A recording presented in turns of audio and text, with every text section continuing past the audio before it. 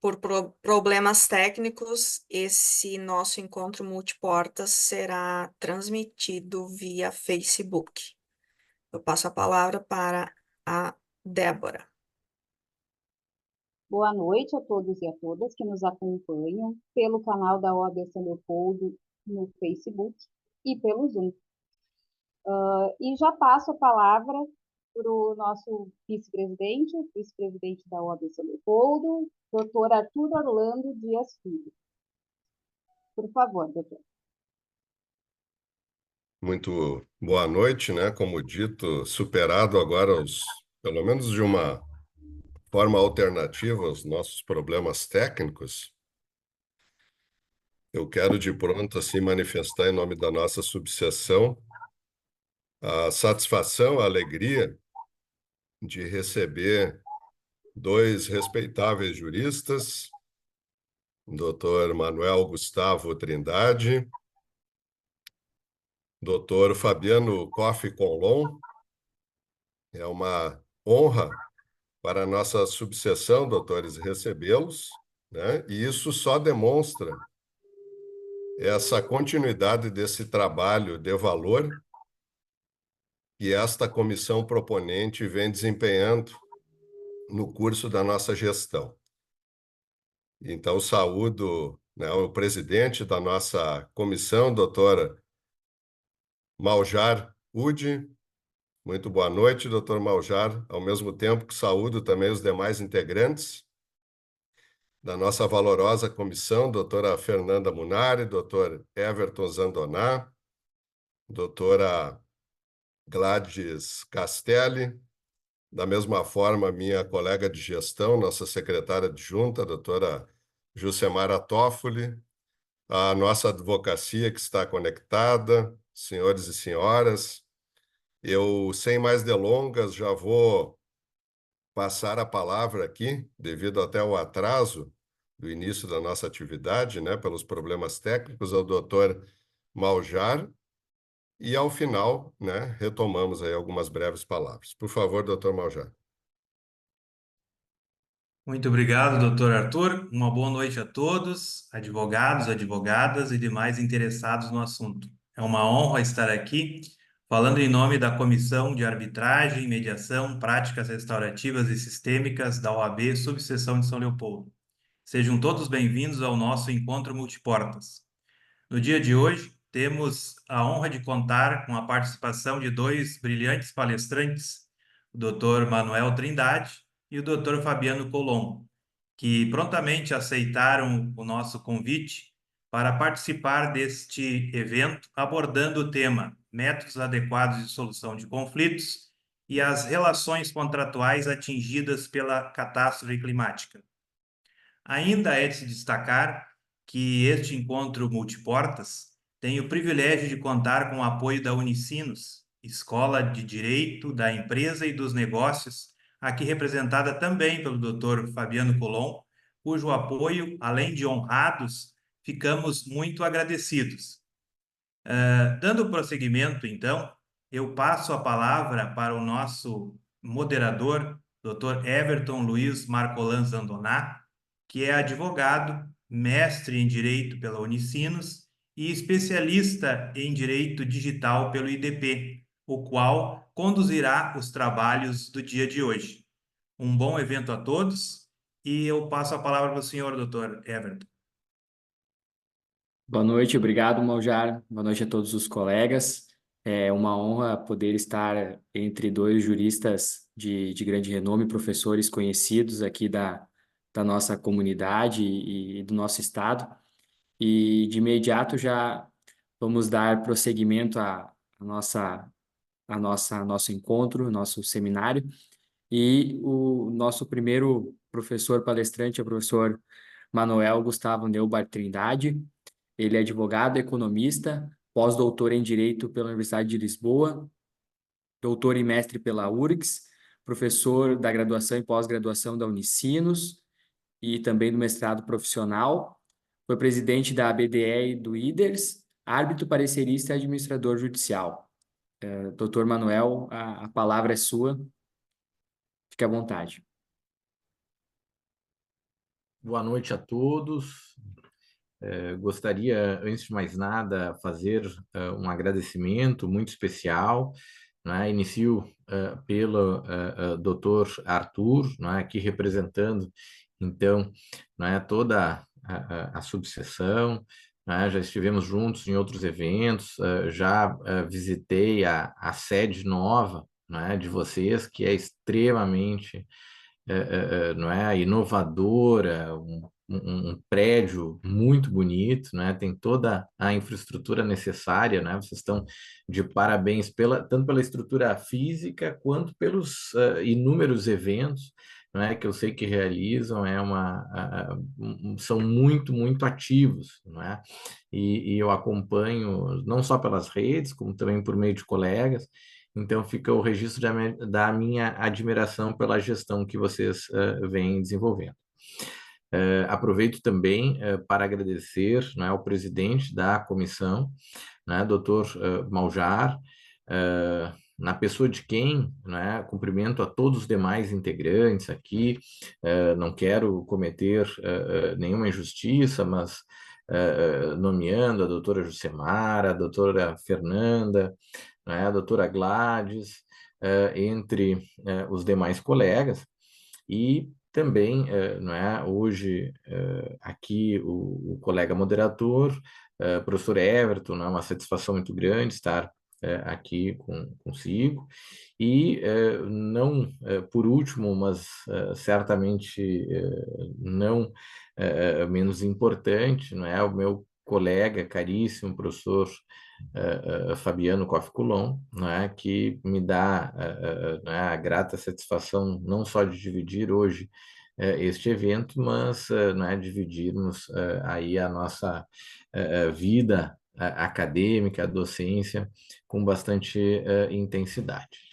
Então, né, agradecendo a todos e também a todos aqueles que nos assistem, começo, né, abordando o tema que nos traz aqui hoje, que é, né, então, os métodos, uma visão dos métodos adequados de solução de conflitos, né, e as relações contratuais atingidas pela catástrofe climática, né. Desde o primeiro momento, o professor Maljar já, né, faz já há muitas semanas atrás, né, logo depois que as coisas começaram, não é, a se estabilizar minimamente aqui no estado, então me contatou com a possibilidade de realizarmos esse evento, muito por conta, acredito, não é, professor Maljar, por conta de um artigo que tive a oportunidade de escrever com um outro colega, também professor Luciano Tim, a respeito de medidas necessárias para que houvesse, não é, uma reestruturação, uma reconstrução, por assim dizer, do Estado, né? Então, desde lá, vi como uma iniciativa muito pertinente, muito oportuna e mesmo necessária, e hoje aqui a realizando, então, fico muito feliz com essa concretização. Espero minimamente contribuir para o tema, porque realmente, não é, passado agora algum tempo, ainda muito pouco, mas já algum tempo, que a gente começa a observar as coisas com um pequeníssimo, mas necessário distanciamento, né? E o que se percebe é que nós temos muito ainda que se fazer, né? Embora já tenham passado-se aí alguns meses até, nós não temos sequer uma estimativa confiável em relação ao tamanho dos prejuízos sofridos pelo Estado, né? Não se quantificou ainda, né? Não se aquilatou devidamente, o que me parece que seria uma das principais e primeiras tarefas a serem realizadas, a gente conseguir ter uma noção mais precisa do tamanho, né, do impacto destrutivo deste desastre climático que nós enfrentamos aqui no estado, infelizmente, né? Uma certeza nós temos, né? Foi muito grande. Só em termos de destruição de infraestrutura, sem falar, né, em propriedade privada, em bens de particulares, né? Dizem, por exemplo, e aqui alguns números também não totalmente oficiais, mas de algumas entidades dão conta de que, por exemplo, em termos de empresas e indústrias, mais de 90% delas foram atingidas de alguma forma, né? Inclusive com alagamentos. Em termos de destruição de infraestrutura, são, não é, bilhões envolvidos. Né? Então, realmente, parece, e agora nós temos a impressão, não sei se os colegas e assistência aqui que nos prestigia, não sei se tem essa impressão, as coisas parecem que estão voltando ao normal, né? Parece que já está ficando um pouco distante, a gente está retomando tanto quanto possível as nossas vidas, mas a grande verdade, meus caros, e aí o ser humano é altamente adaptável, né? Mas a verdade é que a gente está deixando um pouco de lado, né? A atenção diante, né? E a cerca, melhor dizendo, de todos esses imensuráveis prejuízos que o Estado sofreu, né? E isso passa também, e aqui é o objeto de estudo, então, só para fechar essa primeira parte, essa aparente normalidade, me parece que ela não condiz propriamente com a realidade. O fato é que as nossas atenções agora se voltam, né, à retomada das nossas vidas, tanto quanto possível, mas o fato é que os prejuízos, a distribuição de riqueza, né, líquida que nós tivemos é realmente gigantesca, né? E o fato é que parece que as coisas estão voltando ao normal, mas a verdade não é essa. Né? A verdade é que pouco, e aqui não quero criticar um governo X ou Y, Z, porque não é o objetivo aqui, mas o fato é que ainda pouco se fez, né, de concreto para a retomada. Vejam, e claro, algumas questões são mesmo a própria realidade fática nos impõe, mas sequer nós estamos novamente na capital com um aeroporto, né? Ainda estamos demorando. Vejam só o impacto que isso tem em termos de na perda de recursos vindos para o nosso Estado. Né? Bom, dito isso, vamos entrar mais propriamente em relação não é, aos contratos e às relações contratuais atingidas por esta catástrofe, que são inúmeras, não é? São talvez incontáveis e das mais variadas naturezas jurídicas. Não é? E a verdade é, mais uma vez, e que nós não podemos deixar de considerar, que há um certo delay, né, entre os acontecimentos. Eu digo delay, né, peço desculpas pelo estrangeirismo, mas é para me referir que há um certo atraso, né, entre os acontecimentos e para que isso venha, então, efetivamente a desaguar no judiciário. Né? Sempre se espera que haja, assim, né, um certo tempo necessário para que, então, venham a surgir demandas no judiciário. Isso também se confirma, por exemplo, toda vez que passamos por uma crise, não é? O número de recuperações judiciais ou falências, elas vêm sempre, não é, com um pouco mais de tempo do que é esperado. Não é? Então, isso não é diferente na questão das demandas que envolvem, né, os conflitos que envolvem as relações contratuais, que me parece que ainda muitas irão surgir. Né? E aí, então, cabe muito, né, nós ponderarmos, falarmos, refletirmos sobre os métodos de solução. E aqui, então, e sobretudo pelo ponto de vista, pela abordagem da análise econômica do direito, sobretudo, que eu quero, então, trazer algumas contribuições. Né? O ponto de partida, meus caros, quando a gente fala, né, então, em desastres climáticos, né, uma catástrofe climática, o fato é que isso, especialmente visto do ponto de vista das lentes, ou visto pelas lentes da análise econômica do direito, trata-se, por assim dizer, de um choque exógeno, né? Em que medida é um choque exógeno? Vamos lá, né? E aí, dando um passo atrás, vamos pensar em relações contratuais, né? Onde, por algum motivo, né, pode haver aí não só uma pura e simples inadimplência, mas também compreendida a inadimplência, mas o próprio desfazimento, a necessidade do desfazimento ou da quebra contratual. Né? Algumas vezes podemos referir a rescisão contratual, resolução contratual, né? Não há sempre aí não é um consenso quanto à terminologia, não é? Mas algumas vezes usamos rescisão, outras vezes resolução, o código muitas vezes fala em resolução, não é? O Código Civil, mas o fato é que são situações que levam à inadimplência e, mais do que isso, levam ao desfazimento dos contratos ou das relações contratuais, ou pelo menos põem em risco as relações contratuais. Não é? Algumas vezes, o professor Fabiano é um grande estudioso do tema, não é?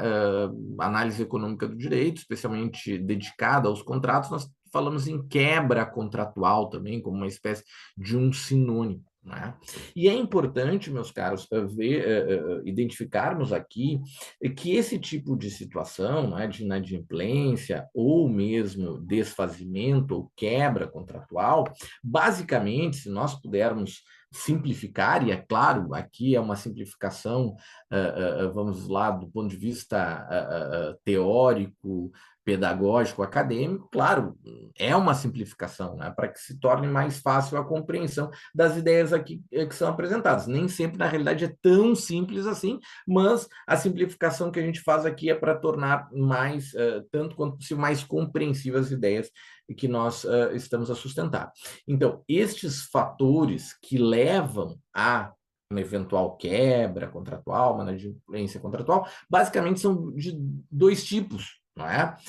Podem ser, então, fatores positivos, né? E positivos em que sentido? Como é que uma quebra, uma inadimplência pode ser positiva?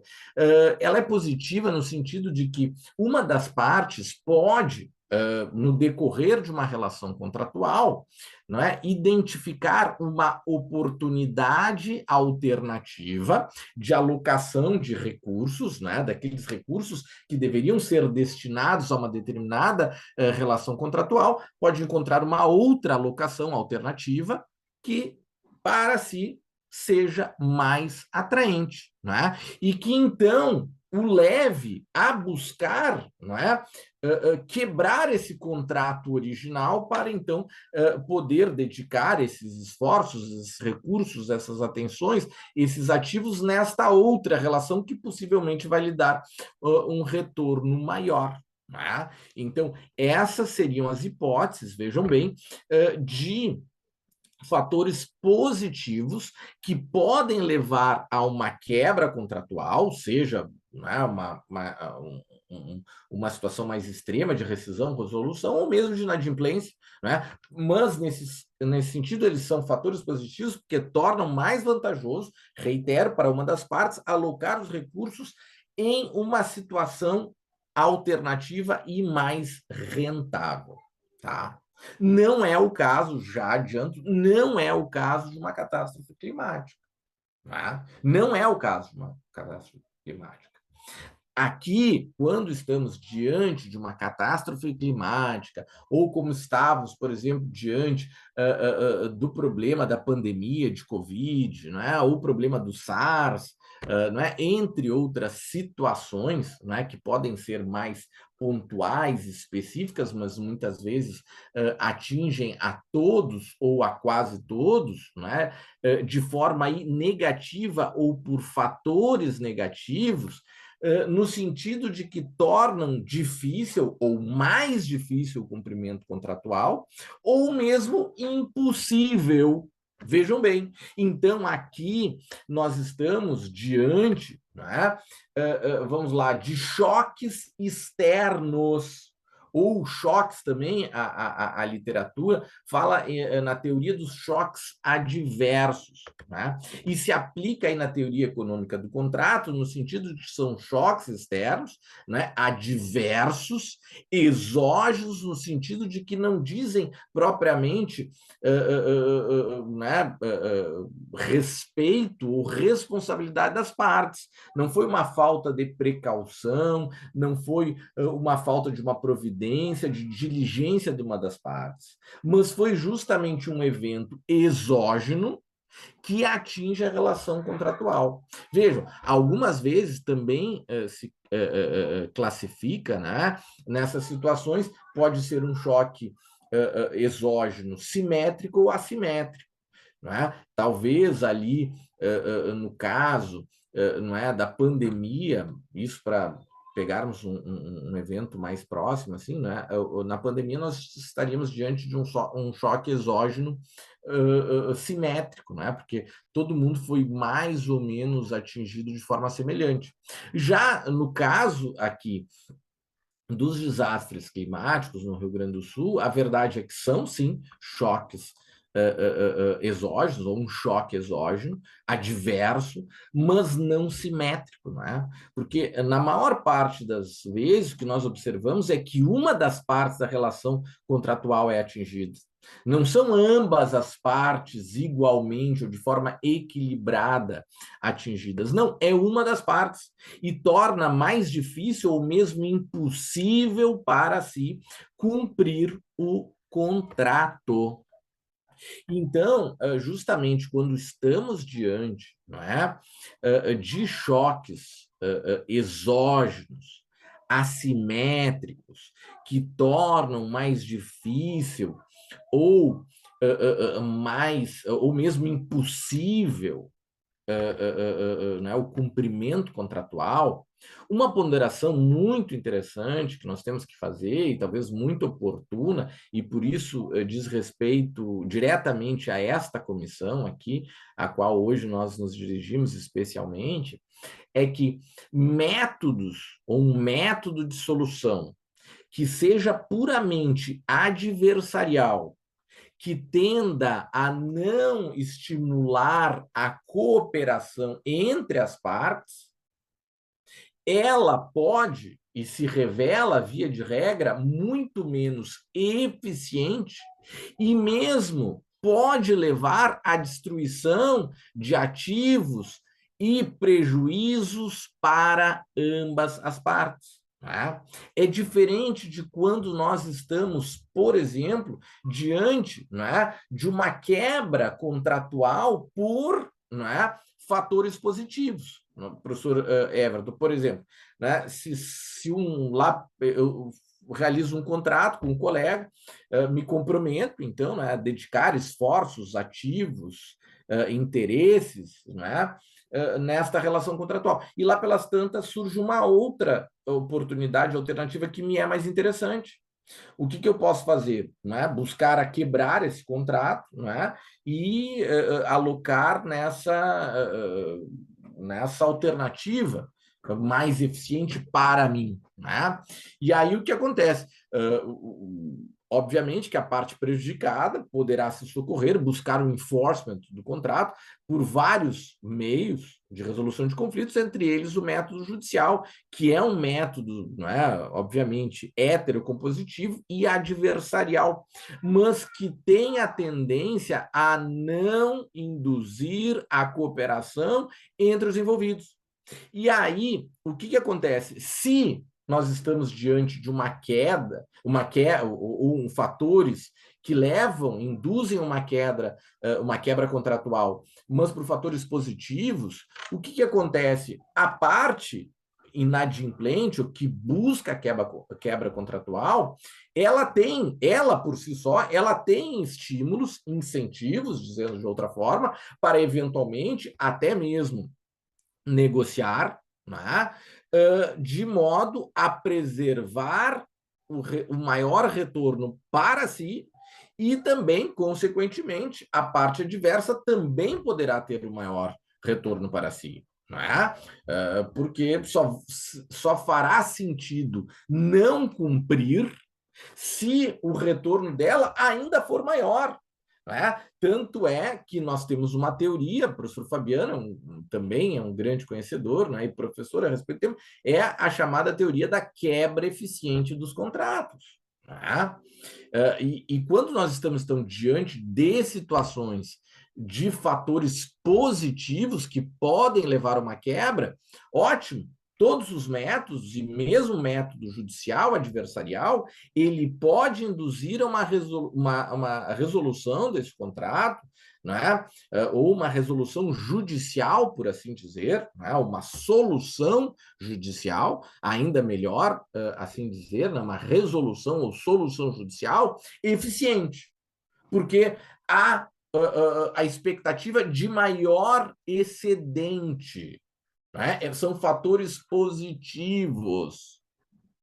Só que, meus caros, não é o que acontece diante de choques exógenos, adversos, sejam simétricos e, sobretudo, quando são assimétricos. Nesse tipo de situação, a gente não está buscando a dividir, professor Everton, um plus, um mais, um ganho. Não! A gente está tentando alocar da melhor maneira possível perdas. Né? Por isso são negativos, são fatores negativos. E é justamente nessa situação que, por exemplo, se nós formos buscar o método adversarial, o método judicial, claro, algumas vezes não tem outro caminho, e aí, obviamente, vai ser a solução que nós temos, né? Só que, justamente, e em muitos casos, poderá se obter aí, né? E aí vai depender, e a literatura é muito interessante nesse sentido, porque assim, a depender da solução jurídica prescrita pelo ordenamento jurídico, também vai dar maior vantagem ou desvantagem para o inadimplente ou para aquele que busca o cumprimento contratual. Em que sentido? Né? Nós temos, por exemplo, no ordenamento jurídico atual, né, temos lá pelo CPC, especialmente, o quê? Né, uma maior ênfase à busca pela tutela específica. Né? De forma diferente que nós tínhamos lá no Código de 73, né?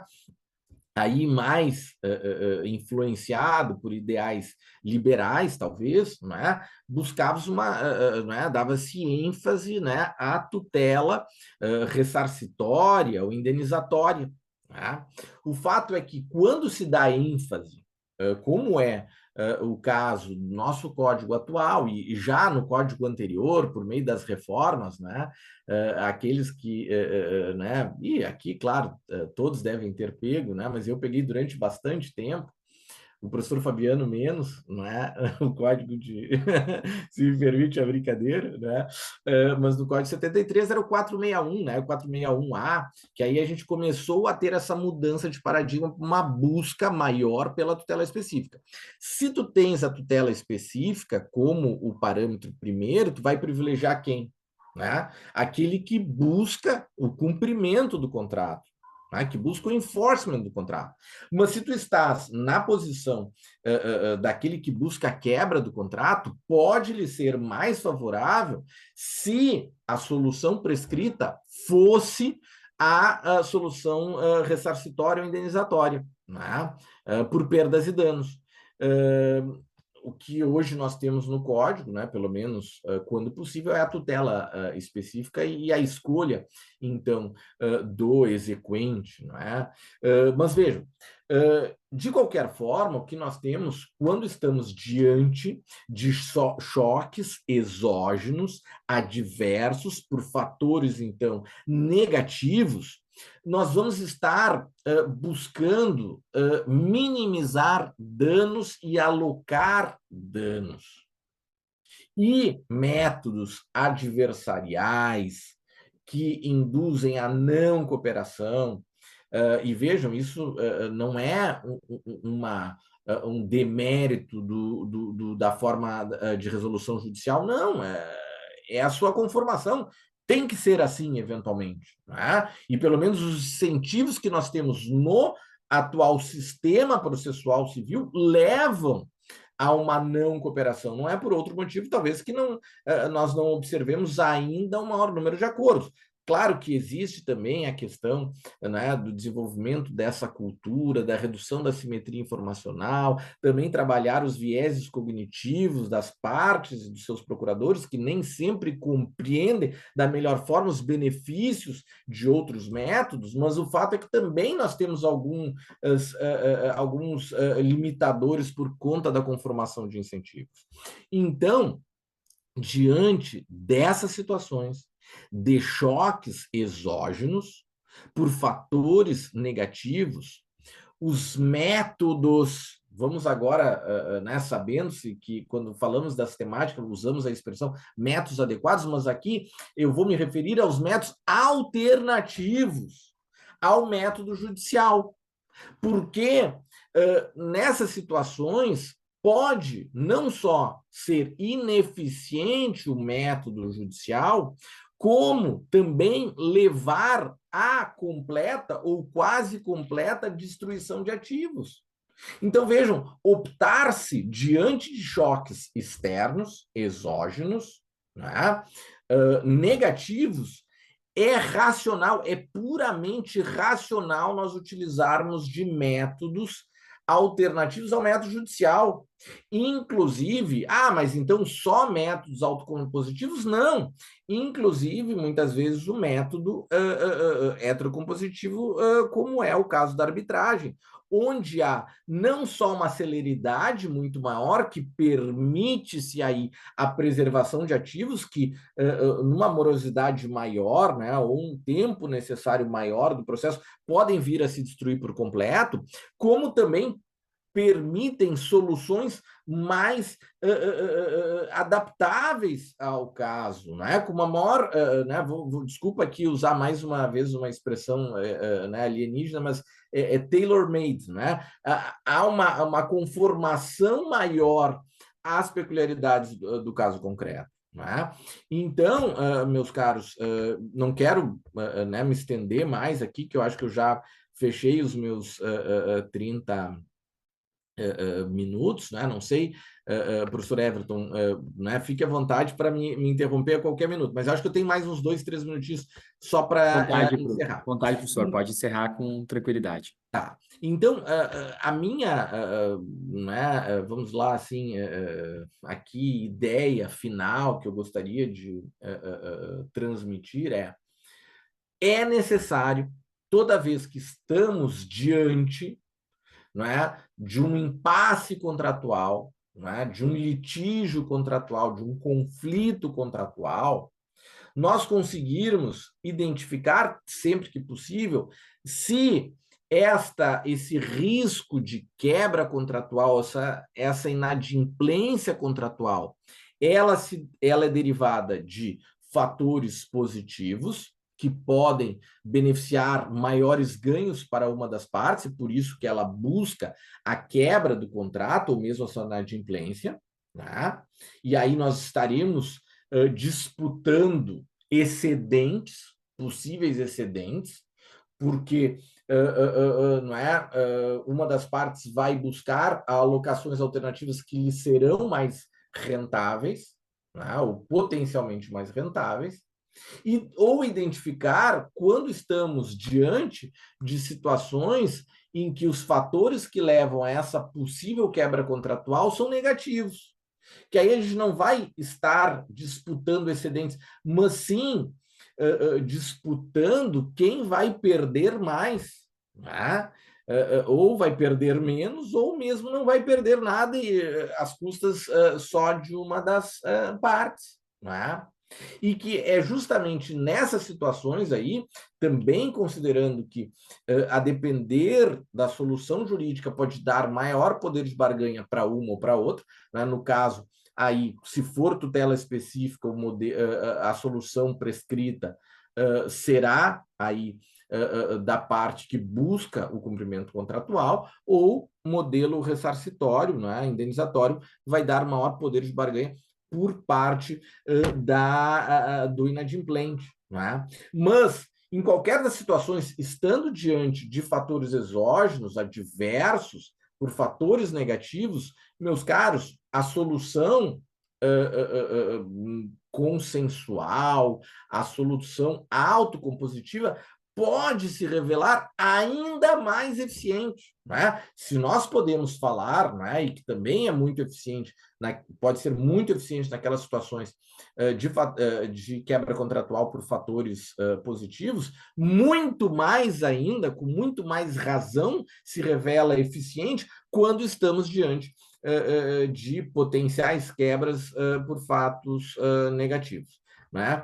Então, dito isso, né, e tentando então refinar o pensamento, especialmente no que diz respeito à gestão de conflitos, né, o enfrentamento e a busca de solução de conflitos, é que eu gostaria de né, dividir essas ideias com vocês e mesmo me colocar, né, qualquer comentários, impressões, ponderações a esse respeito serão muito bem-vindas, tá? Porque justamente nesse sentido eu venho desenvolvendo, né, algumas ideias até para, quiçá, torná-las, colocá-las por escrito em um artigo, né? Porque venho observando isso em várias situações que atingem, não é, de forma negativa relações jurídicas.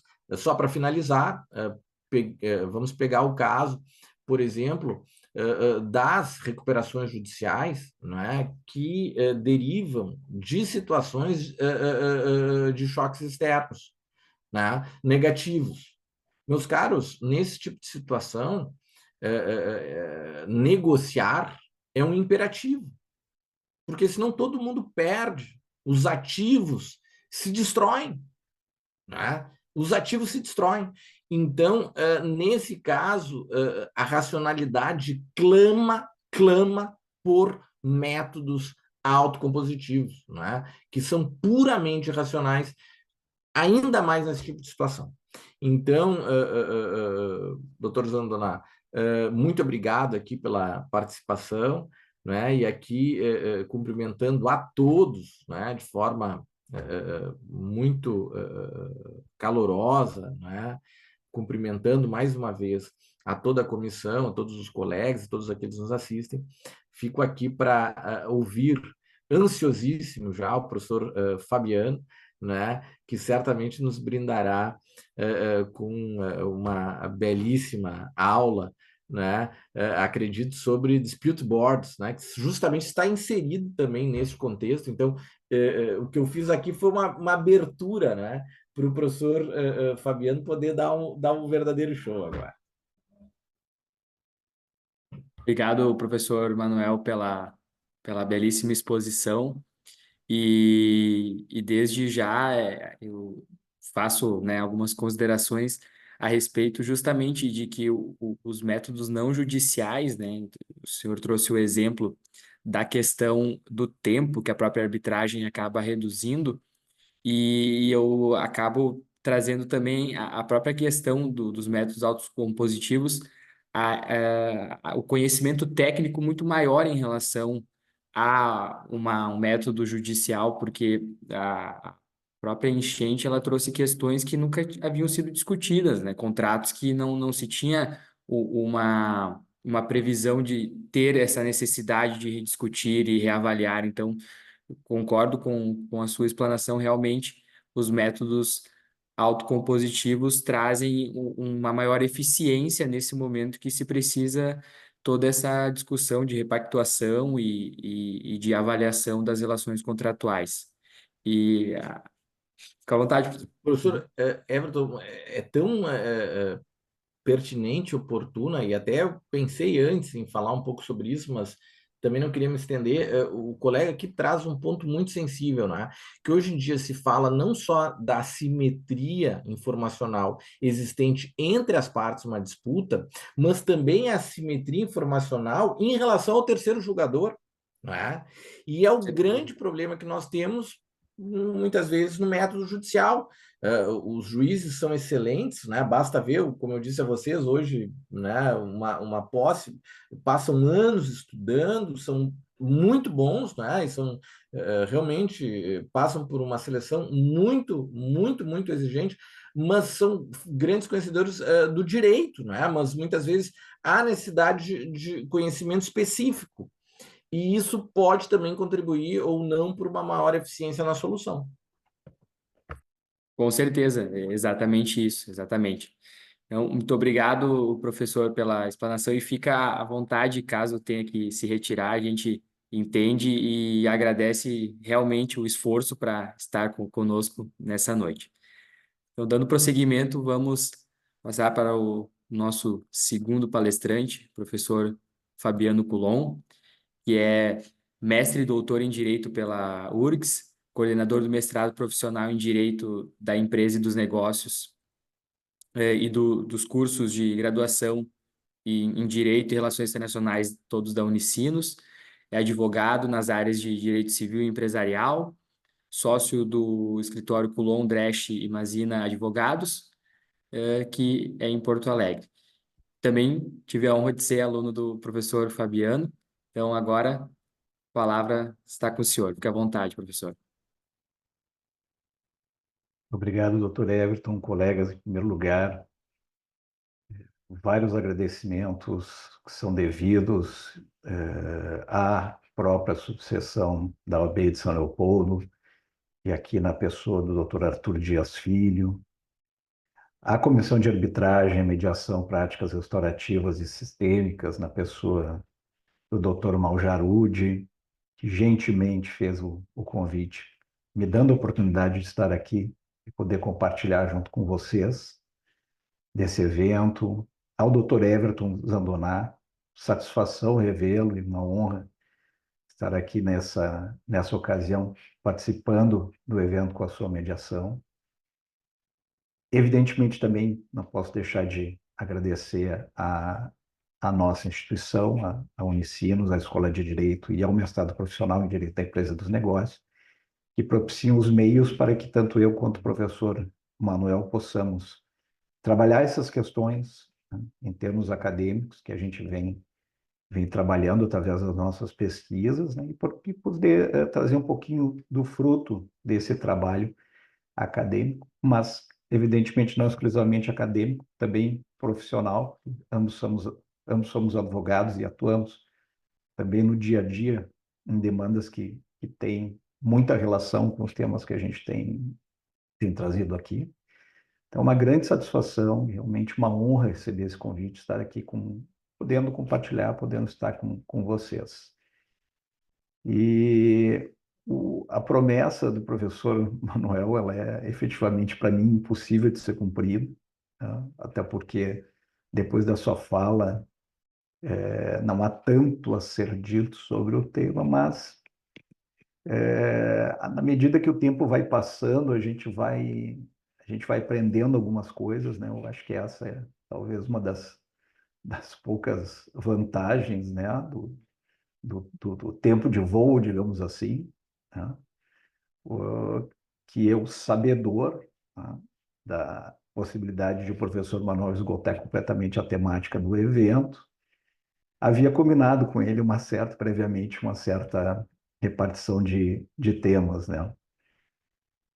O curioso é que nessa combinação, embora a gente tenha mencionado, né, e feito uma espécie de divisão, nós não chegamos a combinar algo que eu acho que vai se revelar um pouco aqui na minha fala, que é a complementariedade em relação a um aspecto que o professor Manuel abordou na sua temática e que eu pretendo abordar, que é o tipo de visão, né? O professor Manuel, ele centrou a sua análise brilhante, como todos nós aqui podemos acompanhar,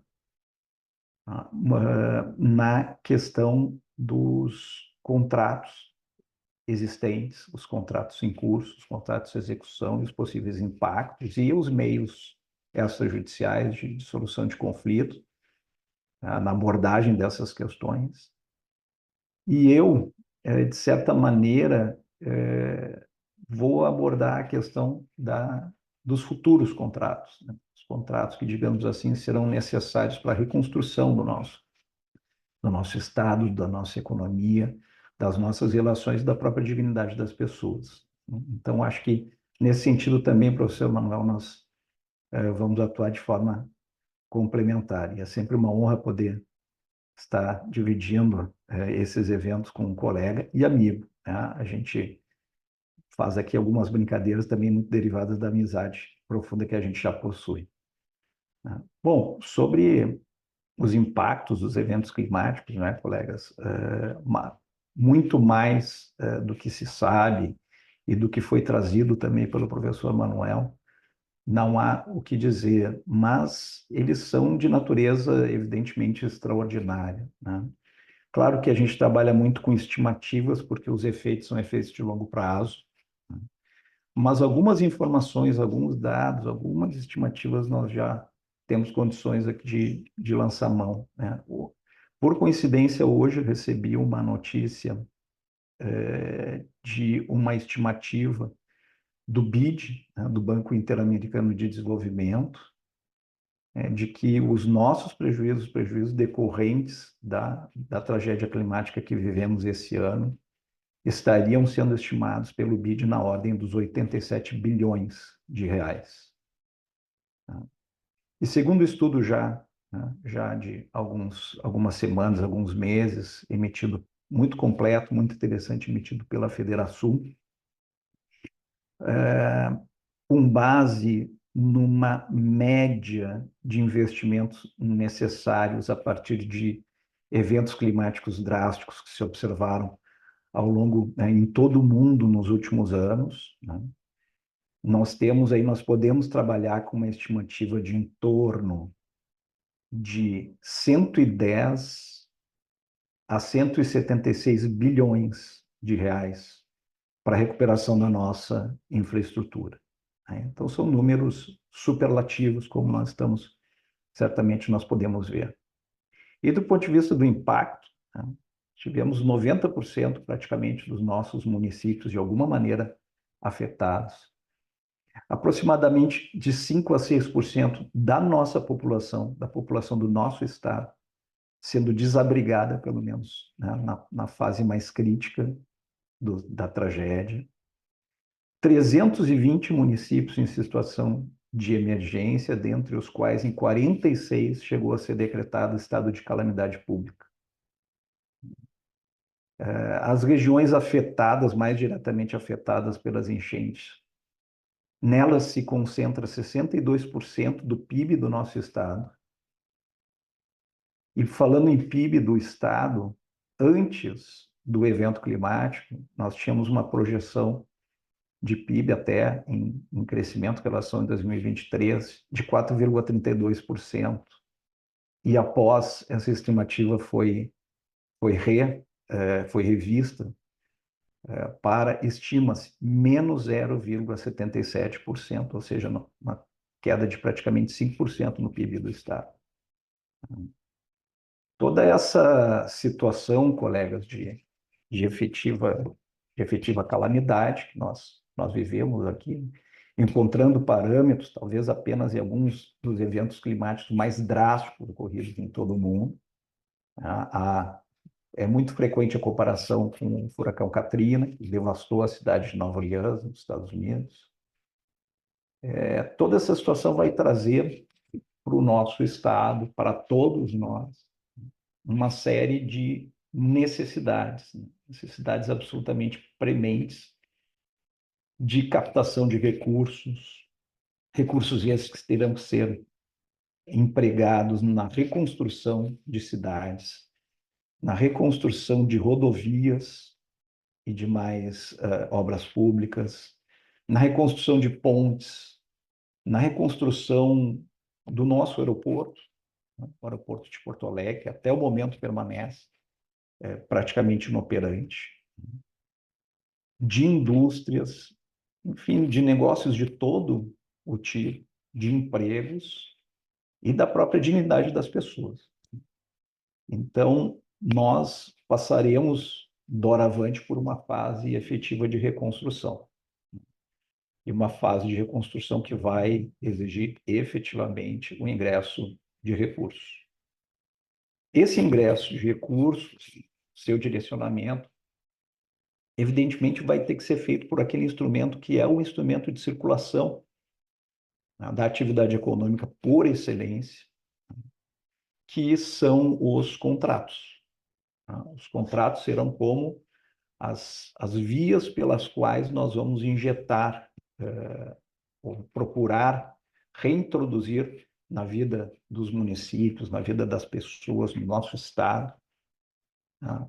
Essa dignidade, a dignidade, né, que muitos perderam na forma da extinção de residências, de moradias, na forma de perda de entes queridos, na forma de extinção de oportunidades de trabalho, na forma de extinção de oportunidades negociais para as nossas empresas e toda a sorte de organizações e agentes que desempenham atividade econômica, né?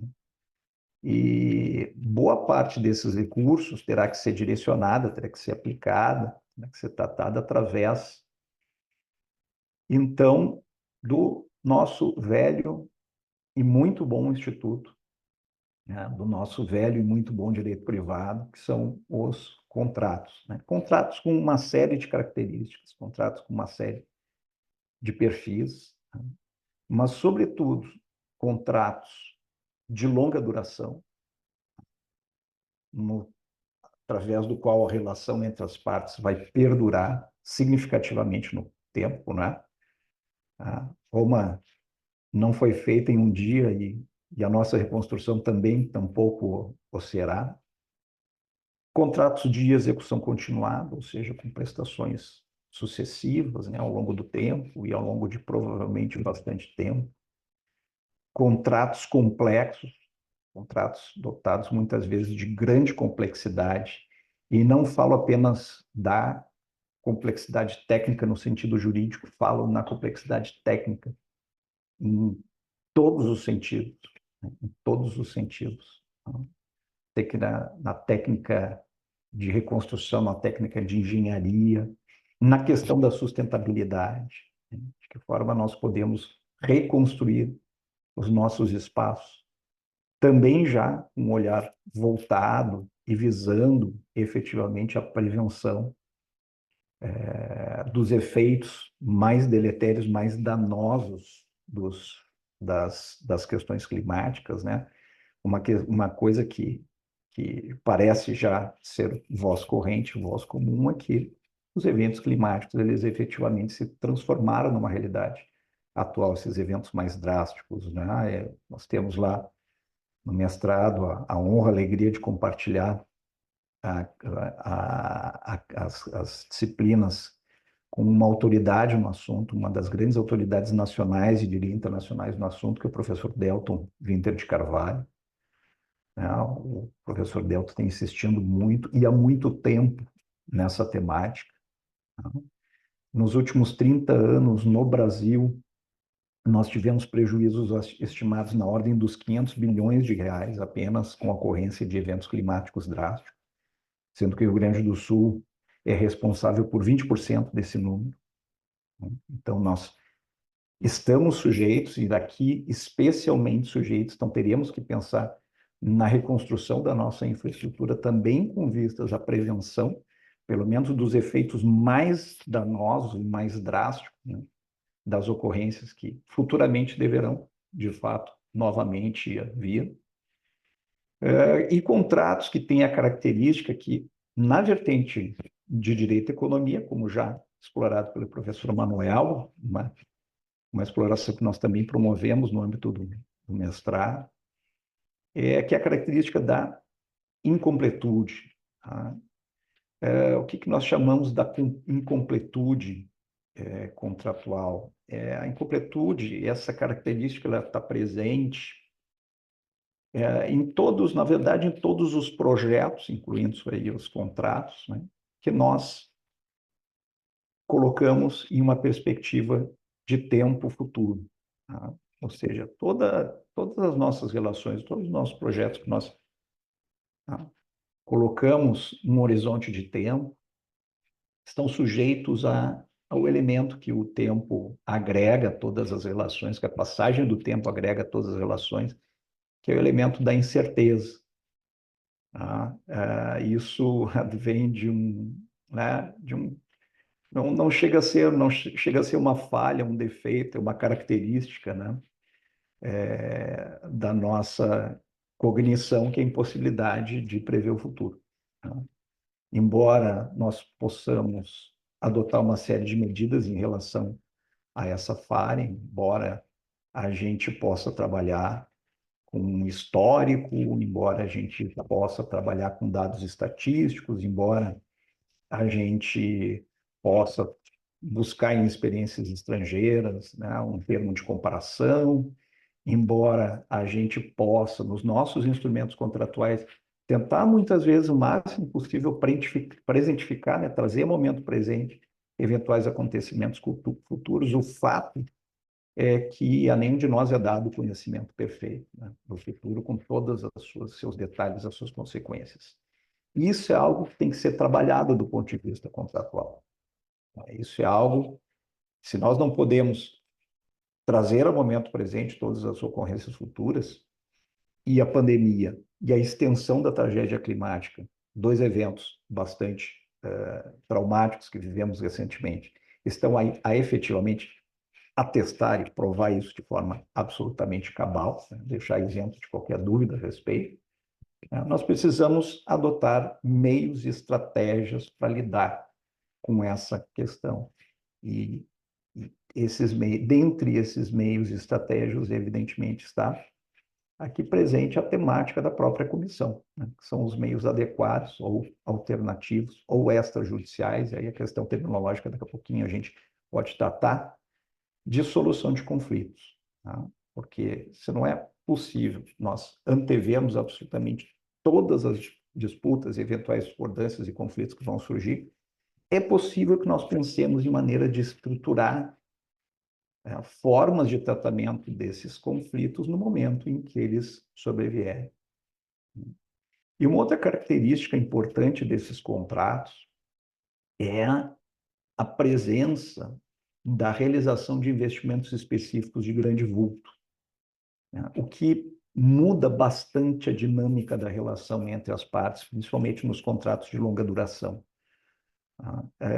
Quando a gente fala em investimentos específicos, e essa é uma terminologia que nós trazemos também do campo da economia, né, os investimentos específicos são aqueles investimentos realizados, inseridos em uma relação de longo prazo, por uma parte ou por ambas, cujo valor só pode ser efetivamente realizado dentro da relação.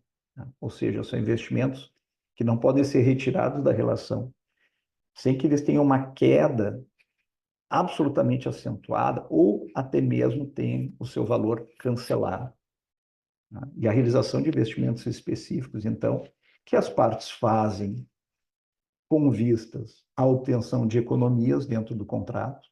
Né? Então, por exemplo, quando eu resolvo colocar uma unidade produtora da minha empresa, né? Quando eu resolvo colocar uma fábrica ao lado da fábrica do meu principal cliente, eu espero com isso, evidentemente, me beneficiar de certas economias que essa decisão vai trazer. Eu espero poder me aproveitar, né, da renda trazida por essas economias dentro da relação. Evidentemente, esse é um investimento altamente específico, porque o fato de eu colocar minha fábrica ali naquele lugar só tem valor dentro daquela relação. Se essa relação termina abruptamente, por exemplo, o valor do meu investimento, o valor da minha decisão empresarial de me colocar ali naquele lugar e realizar um investimento, muitas vezes de vulto, para fazê-lo, se torna, para mim, bastante frustrante. Então, essas características desse tipo de contrato, colegas, faz com que a temática dos chamados meios extrajudiciais de solução de conflitos, e aqui o professor Manuel mencionou, né, a terminologia entre meios alternativos e meios adequados. Há uma certa discussão que os colegas aqui, especialistas, bem conhecem, né, mas que talvez em honra aos colegas que estão transmitindo assistindo a transmissão e que eventualmente não tenham tanta familiaridade com o tema, né? Eu creio que ambas as expressões, elas, de certa maneira, traduzem uma faceta, né, dos meios extrajudiciais, né?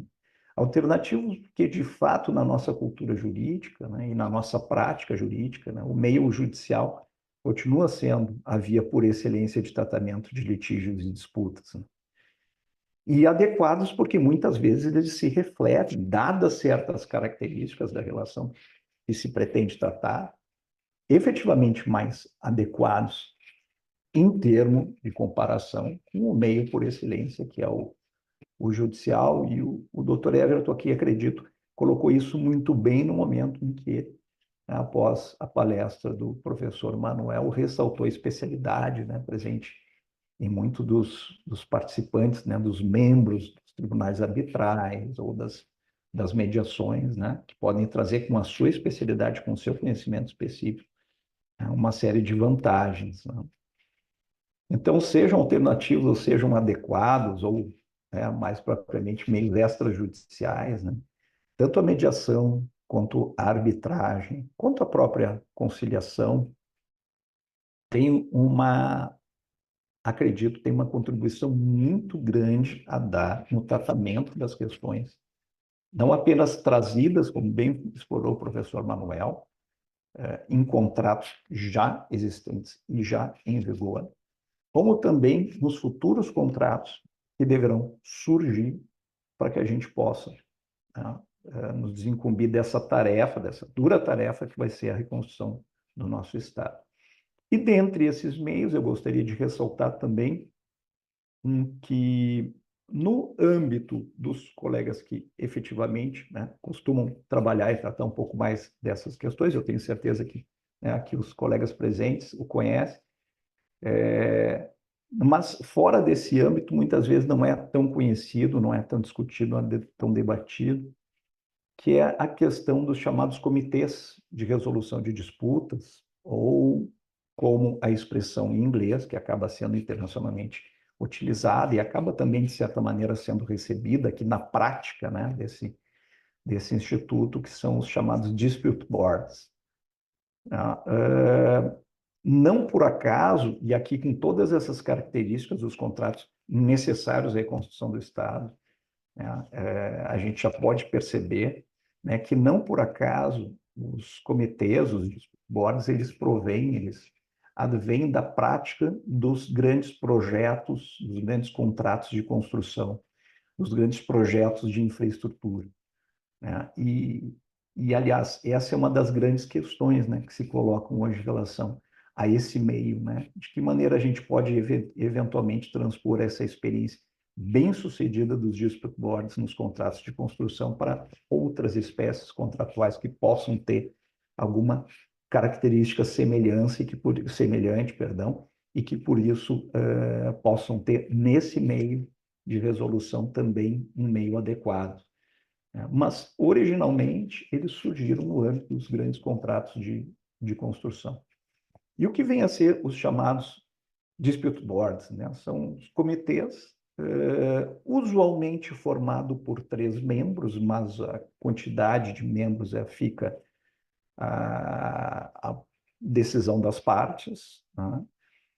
Que acompanham ou surgem durante o desenvolvimento de um projeto de execução contratual, e que podem ser chamados a opinar sobre ou apresentar proposta de resolução de eventuais controvérsias surgidas na fase de execução dos contratos, né? E aí que essa origem dos dispute boards nos contratos de construção, ela se revela a sua razão de ser, né? Porque nesse tipo de contrato, a complexidade e muitas vezes a própria incompletude planejada desses contratos, né? O que eu chamo de incompletude planejada?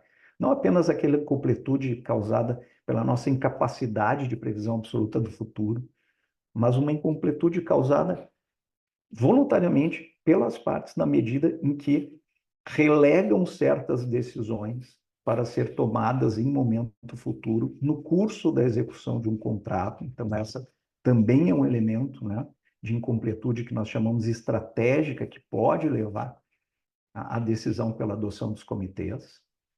Então, dentro desses contratos, né, a existência ou o acompanhamento da execução do contrato por especialistas, né? Especialistas que estarão, no momento em que surgir uma possível controvérsia, uma pequena desavença, ou uma grande desavença entre as partes, eles podem ser chamados, então, com a sua experiência, com a sua expertise, com o seu conhecimento, e muitas vezes pelo fato de terem acompanhado durante todo o tempo a execução do projeto, eles podem ser chamados, então, com muita eficácia, a proferir laudos dotados de autoridade, seja no sentido, né, consultivo, seja no sentido da própria resolução de eventual disputa, né? Mas é importante mencionar, né, colegas, que, como todo meio extrajudicial de resolução de disputas, né, a instituição dos comitês é ato de autonomia privada, né? Provém da decisão e da manifestação de vontade das partes. As partes devem expressamente constituir esse meio como um meio adequado de solução de disputas, né, através de cláusula contratual, comumente ou preferencialmente quando da constituição do contrato, quando da formação do vínculo, né, mas não exclusivamente, é possível também, né, que durante a fase de execução as partes se convençam e o façam mediante acordo, mediante aditivo, e aí então a aplicação da cláusula de dispute boards. É uma instituição já bastante consolidada em certas áreas. Aqui mencionei os contratos de construção, mas não apenas, porque no terreno da contratação internacional cada vez mais é utilizado esse meio, né? Nós temos os dispute boards como consagrados e recomendados por instituições como a FIDIC, né? Federação Internacional dos Engenheiros Conselheiros, é um órgão extremamente importante na área dos contratos de infraestrutura. E o próprio Banco Mundial, né? Tanto a FIDIC quanto o Banco Mundial, elas inclusive, essas instituições inclusive, editam modelos de contrato, recomendam modelos de contrato, com cláusulas de dispute boards já inseridas, né? Tamanha a confiança que se tem nesse meio como eficaz, né, no sentido da resolução de eventuais disputas. Bom, quais são as possíveis espécies de comitê de disputas, né, ou de dispute boards, né, que a gente observa? Aqui há várias espécies e eu vou me centrar principalmente em dois tipos de classificação, né, dos comitês de disputa. A primeira classificação diz respeito ao tempo de atuação dos comitês, né, momento da sua constituição, quanto eles permanecem em constituição e relacionados, né, ao objeto do contrato. Nesse sentido, nós podemos ter comitês ad hoc, né, ou seja, comitês que são formados pelas partes e que são convocados na oportunidade do surgimento de controvérsias e normalmente são desconstituídos logo após, né, a realização do seu objeto. Não tem por característica, né, acompanhar todo o período, todo o tempo de execução do contrato. E nós temos também, então, a segunda modalidade dentro desse critério, que são os comitês permanentes. Esses são comitês formados desde o início da execução do contrato. Os membros acompanham toda a fase de execução, acompanham a fase de cumprimento e até normalmente o seu encerramento, podendo ser chamados a opinar ou a resolver disputas entre as partes durante esse interregno.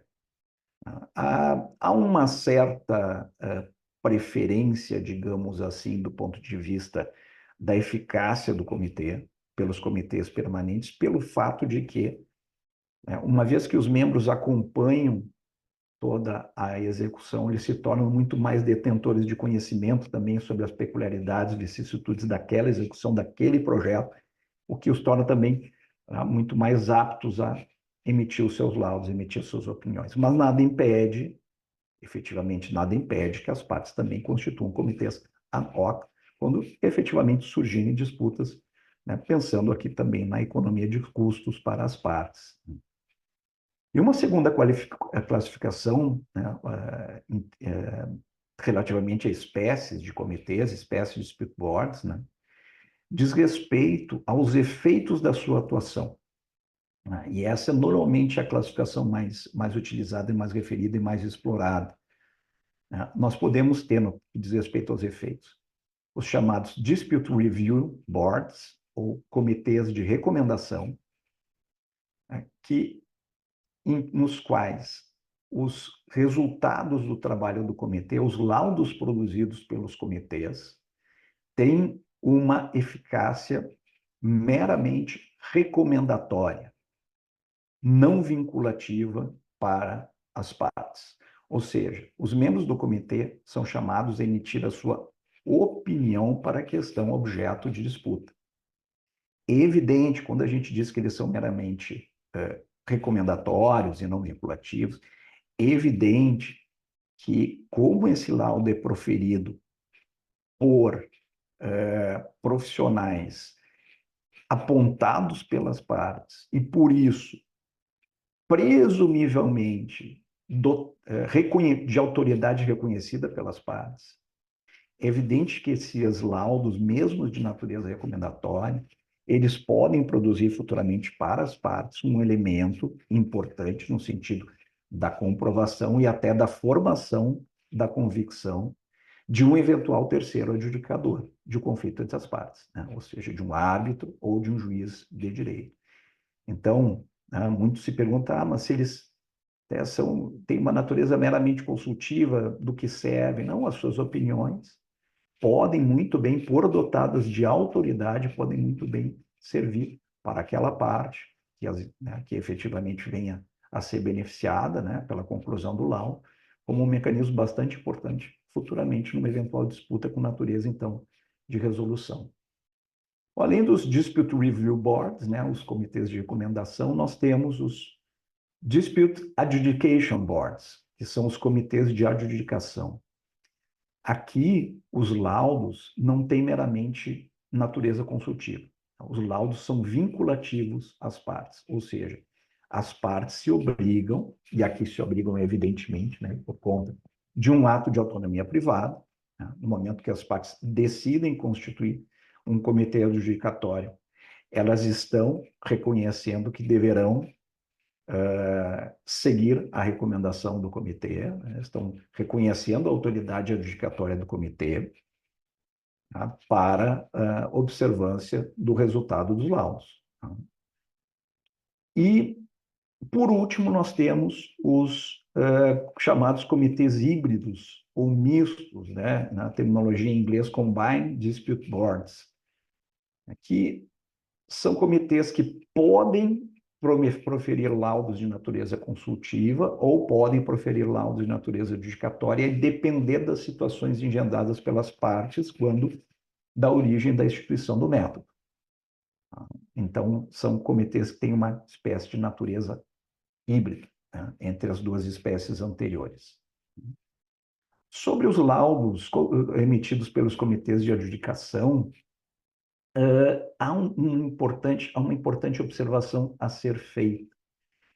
Em contrário dos provimentos jurisdicionais emitidos por autoridade judicial ou por decisão arbitral, então, ao contrário da arbitragem, ao contrário das decisões judiciais, os laudos dos comitês de adjudicação, ou seja, mesmo os comitês que produzem laudos de natureza vinculativa, é importante dizer, esses laudos não possuem natureza jurisdicional.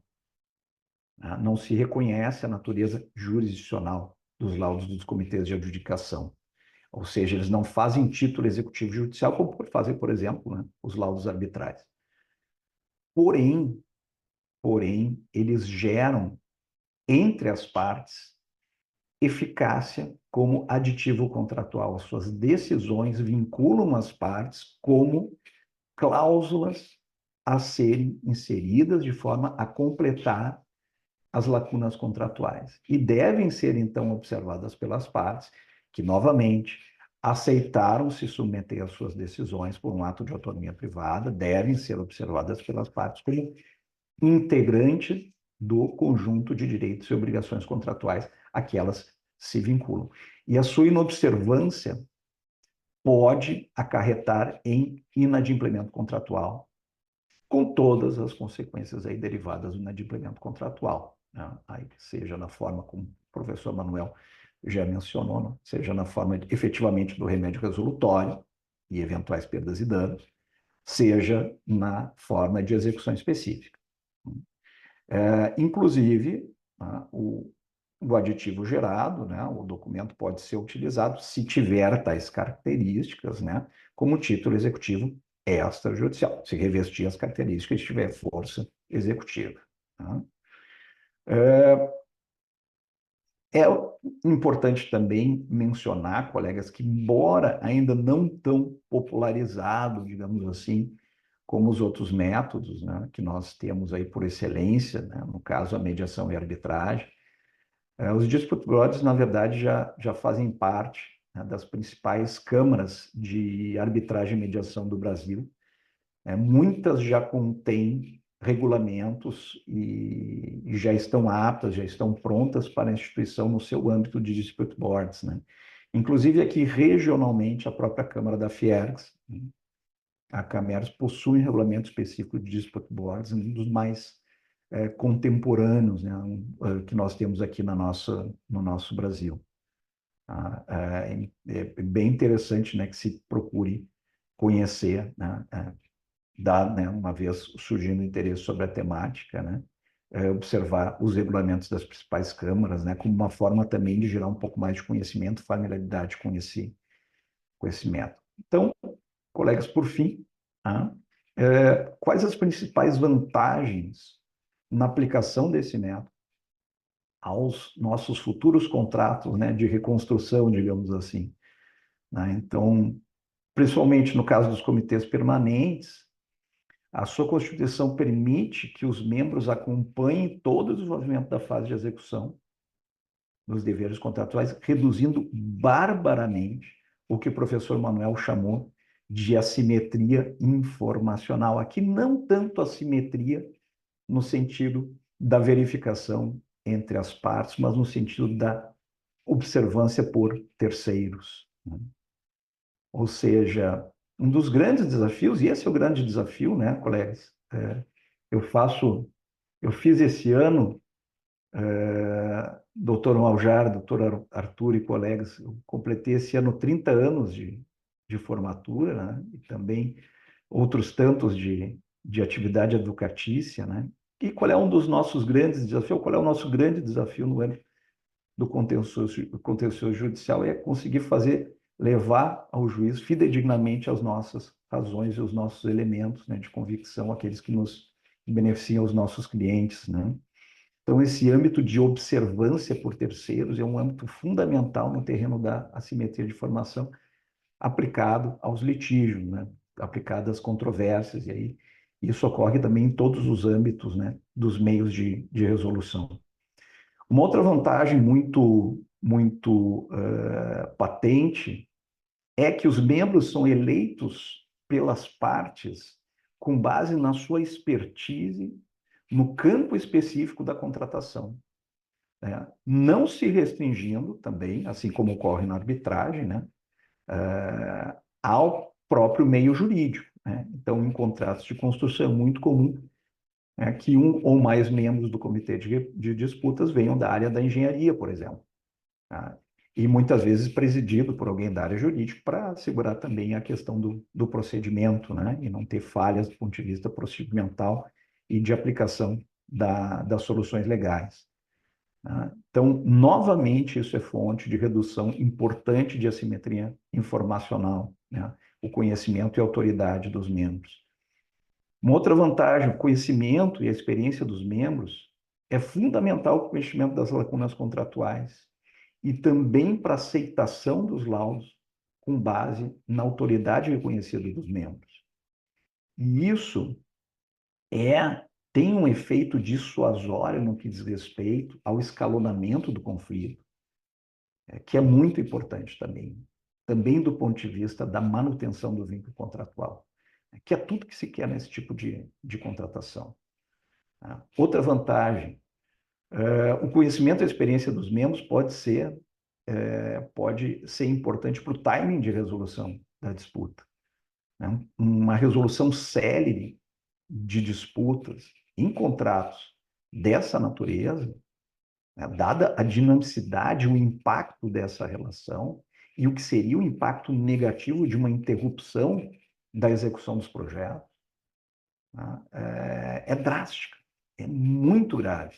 Né, e esses meios, né, esse meio específico, ele muitas vezes pode ser utilizado como um importante fator de aceleração da resolução da disputa e, eventualmente, até de desestímulo, né, a que a disputa escale. Né? Se escalasse, eventualmente, ainda assim, né, e é muito comum haver, inclusive, cláusulas no sentido do escalonamento, né?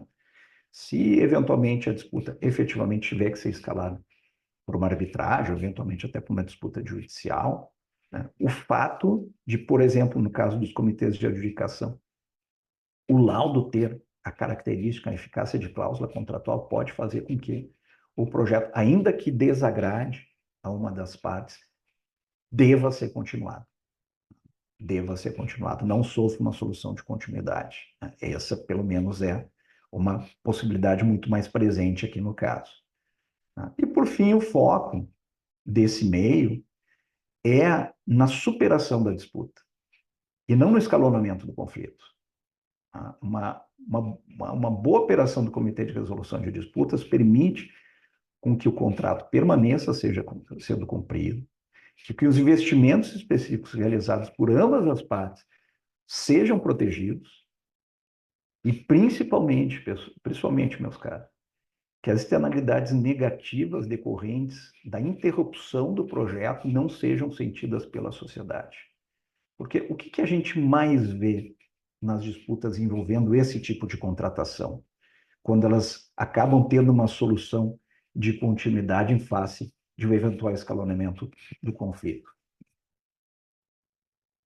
Quem paga, né, o maior custo, normalmente, é absorvido pela sociedade, pelos cidadãos que estão ali ávidos, necessitados do restabelecimento de uma via pública, do restabelecimento de uma facilidade pública, da reconstrução da sua cidade, da reconstrução do seu estado, do seu negócio, das suas relações. Então, colegas, com isso, espero ter conseguido, pelo menos para os colegas, né, que estão tomando contato inicial com essa matéria, eu sei que tenho muitos especialistas aqui presentes que poderiam falar muito mais profundamente até sobre o tema, mas espero ter conseguido colocar aqui algumas reflexões, né, algumas questões que podem surgir e que podem nos ajudar, acredito, no futuro, né, reconstruir o nosso Rio Grande aí. Certamente vamos fazê-lo. Muito obrigado, que novamente agradeço de coração o gentil convite. Obrigado, professor Fabiano. É uma honra poder lhe escutar também e poder aprender cada vez mais sobre o assunto e sobre esse tema que é tão instigante de métodos adequados, né? Essa parte que muitas vezes é esquecido na própria faculdade, muitas vezes é deixado de lado, mas que é fundamental para que se possa, de alguma forma, criar outras alternativas, né?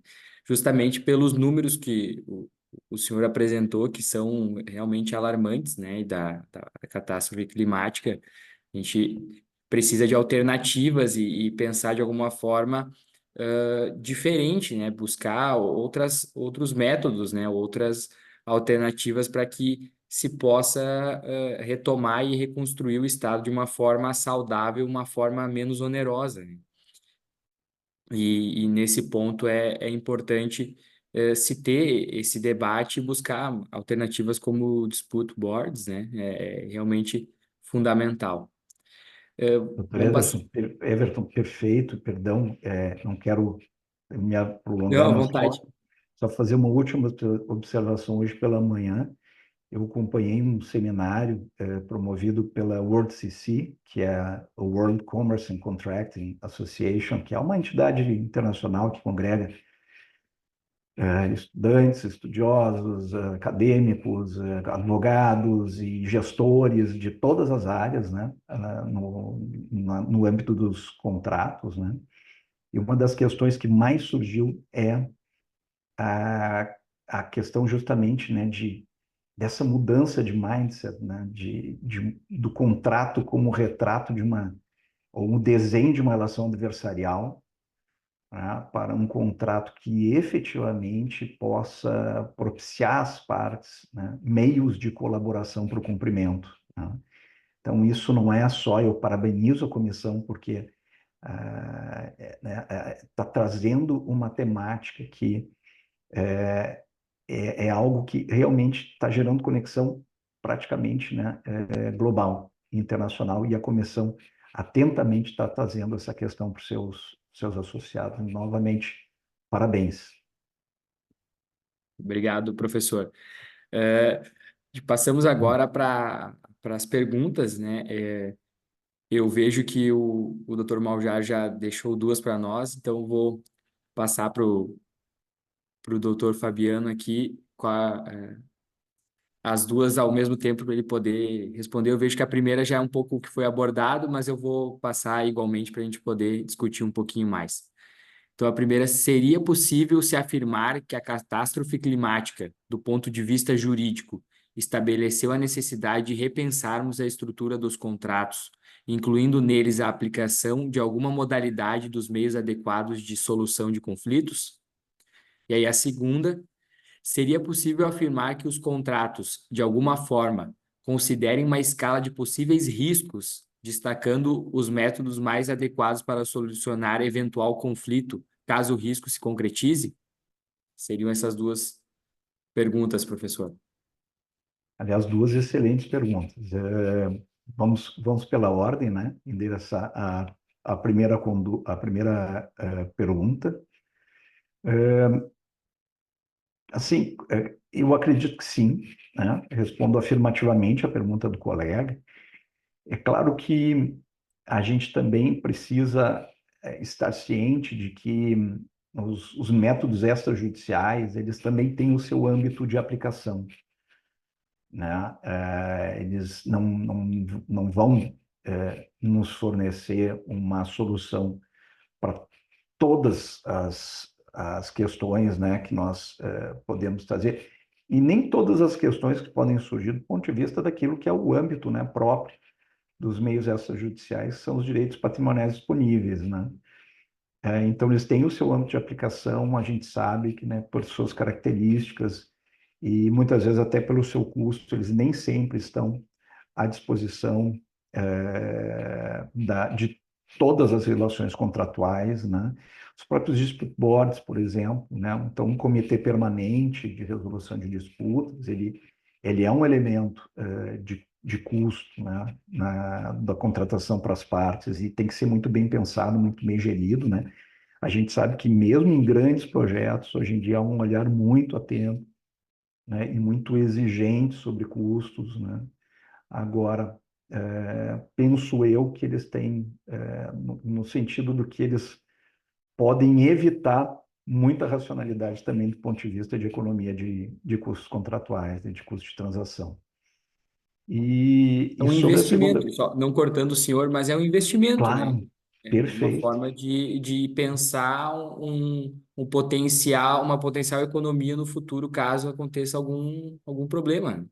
perfeito, doutor Hélio, exatamente. É um investimento, né, visando o que se pode evitar com o pior É, cenário possível, né? com certeza. Uma demanda que acabe se prolongando por anos, às vezes décadas, sem uma resolução efetiva, né? E a afetação de todos os interessados com isso, né? Certeza. E do ponto de vista da segunda questão, acredito que sim, né? Naquelas situações em que a gente pode trabalhar sob o ângulo não apenas da mera incerteza, como também do risco quantificável, né? É possível haver, né, a meu ver, essa percepção de escalonamento, né? Então, aquilo que se materializar efetivamente possa ser, a partir de um determinado critério ou proporção, possa ser direcionado, né, a um outro método. E acho que é interessante trabalhar nessa lógica com as cláusulas escalonadas também, né? A gente acho que tem um terreno aí, né, para todos os colegas interessados muito rico, né, de exploração, porque quando a gente fala em cláusula escalonada, normalmente a gente fala de cláusula média-arb, né, mas há todo um universo possível de outras conformações aí que se revelam eficazes a depender da característica da contratação havida entre as partes, né? Então, é um tema realmente muito rico e eu creio que sim, eu responderia, em essência, afirmativamente a ambas as questões realizadas. Obrigado, professor. Eu sei que o nosso tempo está se esgotando, mas eu vou fazer uma última pergunta. Justamente por curiosidade. Existe alguma iniciativa ou algum caso, o senhor comentou sobre direitos indisponíveis, em que um ente estatal faça parte dos dispute boards? Existe isso em algum país, enfim, ou até no próprio Brasil? O senhor teria algum conhecimento em relação a isso? Excelente, perfeito. Em São Paulo isso já foi feito, existe inclusive uma lei estadual, né, do estado de São Paulo e em outros estados da federação, inclusive aqui no Rio Grande do Sul, né, prevendo a possibilidade de inserção dos dispute boards em contratos com entes da administração, né? E aí, claro, se trabalha aqui muito com a noção de competência, né? Não tanto de autonomia privada, mas de competência, né? Então, existe uma possibilidade e o grande, digamos assim, o grande paradigma nesse caso foi a construção em São Paulo de uma das linhas do metrô de São Paulo, né? Em que se instituiu comitês de resolução de disputas, que acabou se tornando bastante efetivo para a resolução de controvérsias, né? Então, é um tema que também tem muita relação, pode ter muita afetação em relação à administração pública. Excelente, muito São obrigado. Paulo, eu sei que tem, eu vou confirmar os outros estados da federação, né? Agora, a memória não me permite trazer a informação exata, mas São Paulo eu sei que tem. E justamente porque claro, são cenários diferentes, mas a grandiosidade, o tamanho do tema de reconstrução, enfim, se equivalem, né? Porque o Estado vai precisar passar por obras homéricas, né? Que, de alguma forma, necessitam ter esse cuidado e essa proteção com a questão das relações, as questões jurídicas que envolvem tudo isso. Certamente, certamente, muito bem apanhado e são obras de vulto, né? Que invariavelmente vão envolver também a presença de entes, né, ligados à administração pública. Tá. Então, para encerrar, eu passo a palavra para o colega Maljar, doutor Maljar, para fazer o encerramento do nosso encontro. Muito obrigado, doutor Everton. Depois dessas brilhantes exposições, a nossa comissão agradece imensamente pelas sábias palavras e valorosa contribuição dos palestrantes, Dr. Manuel Trindade e o Dr. Fabiano Pulon. Registro aqui os cumprimentos ao Dr. Everton Zandoná pela excelente condução dos trabalhos e ainda estendo nossos agradecimentos à Unicinos pelo apoio neste evento. E da mesma forma agradecemos pela oportunidade concedida pela OAB Subseção de São Leopoldo, pelo empenho e dedicação de todos os seus membros da diretoria executiva. Da mesma forma, agradecemos imensamente a todos que estão nos assistindo a este encontro multiportas e também aqueles que irão assistir em momento posterior. De minha parte, registro os meus agradecimentos aos colegas de comissão, Dr. Everton, doutora Fernanda, doutora Jucemara e doutora Gladys. Por fim, aproveito a oportunidade para convidar a todos para acompanhar a programação da nossa comissão, destacando que no próximo dia 4 de outubro de 2024 estaremos presentes no 10º CETRAPREV, Seminário de Direito do Trabalho e Previdenciário, evento presencial que se realizará na Unicinos, contando com diversos palestrantes sobre temas do direito do trabalho e previdenciário, onde a nossa comissão estará apoiando o evento, com destaque ao painel Métodos Adequados de Solução de Conflitos na Justiça do Trabalho, cujo palestrante será o Dr. André Jobim de Azevedo. Portanto, façam sua inscrição. No mês de novembro, tá, nós temos também, nós realizaremos o nosso próximo encontro de multiportas, o qual será no formato online, tá? Precisamente no dia 4 de novembro de 2024, às 19 horas, quando será abordado o tema Gestão Restaurativa de Conflitos, uma nova mentalidade inspiradora de novas práticas de justiça. O palestrante será o Dr. Leoberto Branquer, desembargador do Tribunal de Justiça do Rio Grande do Sul. Então, lhes aguardamos no dia 4 de outubro, no 10º CETRAPREV, e no dia 4 de novembro, no próximo Encontro Multiportas. Uma boa noite a todos e até o nosso próximo encontro. Eu passo a palavra agora para a doutora Jucemara, para ela fazer as suas considerações com relação ao 10º CETRAPREV. E, na sequência, ela irá passar a palavra para o doutor Arthur. Muito obrigado. Muito obrigada, doutor Maljar. Excelentes as palestras de hoje. O quanto ficou muito claro o quanto nós precisamos de contratos colaborativos, cada vez mais. Mas eu vou compartilhar aqui a tela, aonde quem estiver assistindo ao evento de hoje, ao Multiportas de hoje, e fizer a inscrição no 10º CETRAPREV, tem o link da inscrição ali, com o código de desconto CAMPS20, até o dia 25/9, ganha 25% de desconto no valor da inscrição. Então, quem fizer a inscrição tem esse benefício de 20% de desconto. Eu passo a palavra agora para o Dr. Arthur, que fará o encerramento. Doutor Fabiano, como pôde observar, nossa laboriosa, né, e eu não canso de dizer que é laboriosa, porque de fato é laboriosa comissão de mediação, arbitragem, práticas sistêmicas e restaurativas, né? Eu demorei um pouco, a doutora Fernanda brincava comigo para aprender a pronunciar, porque esta é uma comissão amplamente complexa, multifuncional.